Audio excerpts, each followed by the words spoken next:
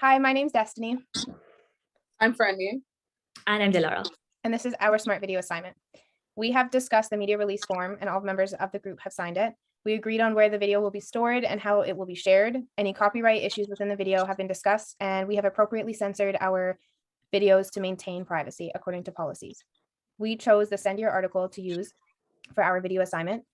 Our PICO question is, does the effect of injection duration using 5-minute cold compress and 30-second injection duration decrease pain and bruising among the elderly population aged 60 to 80 living at home?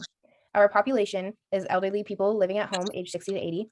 Our intervention is an injection duration of 30 seconds and a 5-minute local dry cold compress before and after the injection. Our control is one patient will be told to inject for 30 seconds without the cold compress, and the other patient will be told to inject for 30 seconds with cold compress to see which patient reports less pain and bruising. Our outcome, it will be effective in decreasing the intensity of pain and reducing the occurrence of bruising. We chose to send your article because the research question was clear and consistent throughout the article. The literature review referenced used most, if not all, topics regarding low molecular weight heparin preparation, location of injection, and administration of subcutaneous injection techniques in order to prevent bruise size and decrease pain intensity. The design was an experimental design that was used to determine the effects of the different injection technique durations. And because it was an experimental design, it was rated the highest level of evidence according to the JHNEBP model, which increases its strength. Its rigor and sample used a computerized randomization program that was used to allocate the patients into 3 experimental groups, giving equal chance for all patients. The data collection was used with RM ANOVA, and one nurse did all the injections and another nurse recorded all documentation. The analysis and result, the data was analyzed also using RM ANOVA, and this was found to be statistically significant among pain scores and bruise sizes.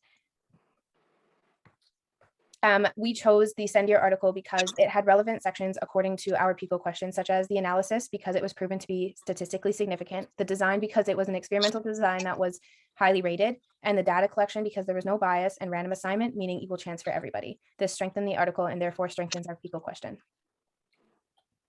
For generalizability, in the study's limitations, they share that the research finding can only be generalized among similar populations due to the sample of the study being small in each section.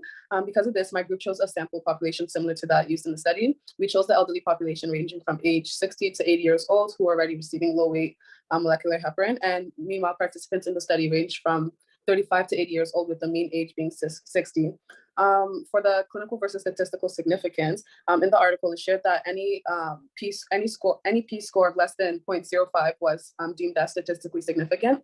For the 30-second injection with the 5-minute cold compress intervention, the score for bruising, the p-value for bruising was 0.018, and the p-value for pain was 0.000.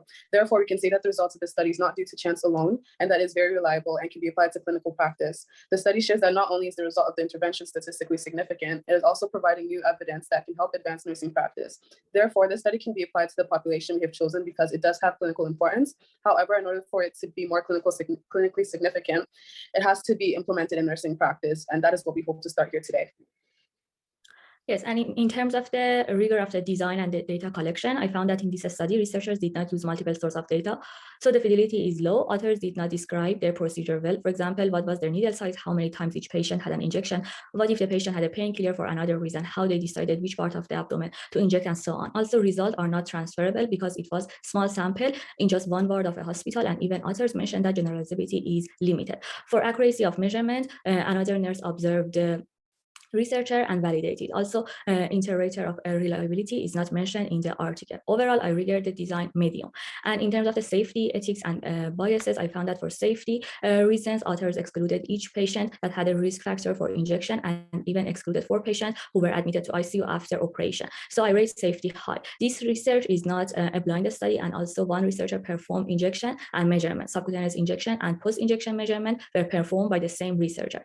So the probability of bias in the evidence is more because of the role of the author that can make bias. So there is reflexibility. For reducing bias of measurements, another nurse observed the procedure. In terms of the ethics, researcher had the approval of the ethics committee, and patients who qualified for inclusion were informed. However, it does not mention who gave the information.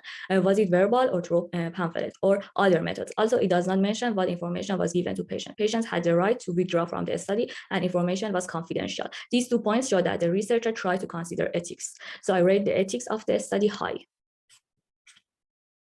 All right, so I'm just going to demonstrate our intervention, which is a 30-second duration for the injection, as well as a 5-minute cold compress. So we're going to pretend this potato here is the abdomen, and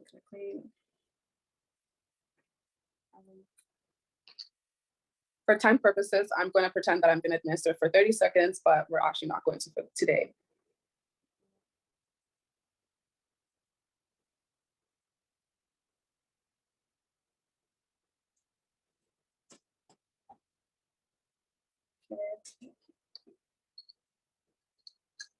And then I'm going to put the cold compress on it, and we're going to leave it for 5 minutes. And our outcome is that there's going to be less pain and less bruising.